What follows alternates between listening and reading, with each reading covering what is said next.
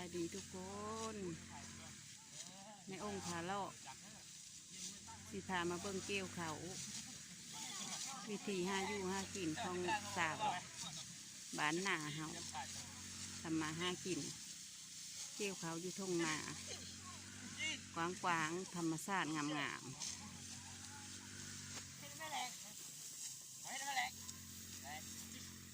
เด้อทุกคนมีพี่น้องพี่นุ่งน้องๆก็จะเห็นมาเกี่ยวเขาซอยมัน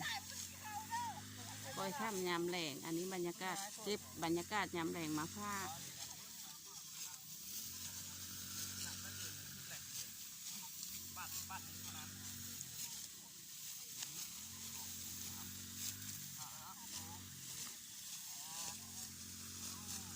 มืดแล้วในตอนมืด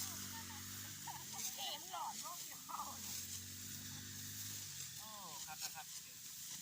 เอาน้ำตัวนี้กันหน้าพวกแค่จิ้มหัวได้ช่องนี้จะเกิดได้บริกลนไปเข้าดิแม่มันมาเอากล้าเนี่ยบุ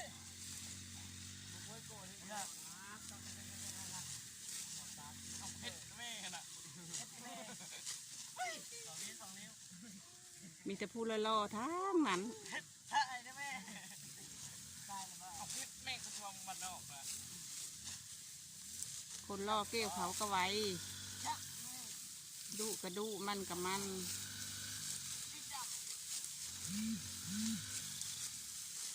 เด้อ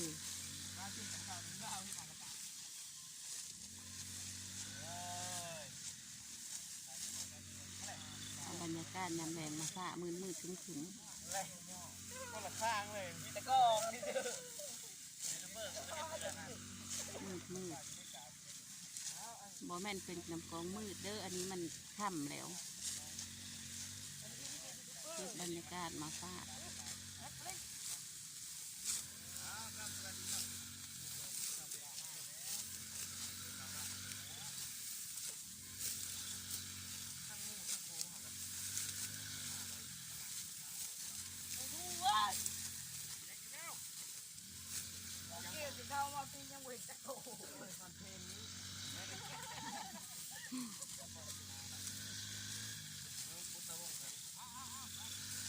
เอาบุก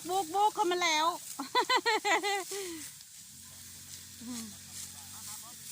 มีแต่คนล่อนะเกี้ยวเขาไหวได้เพิ่นว่าคนล่อเกี้ยวเขาไหวได้ลูกคนล่อเกี้ยวเขาไหว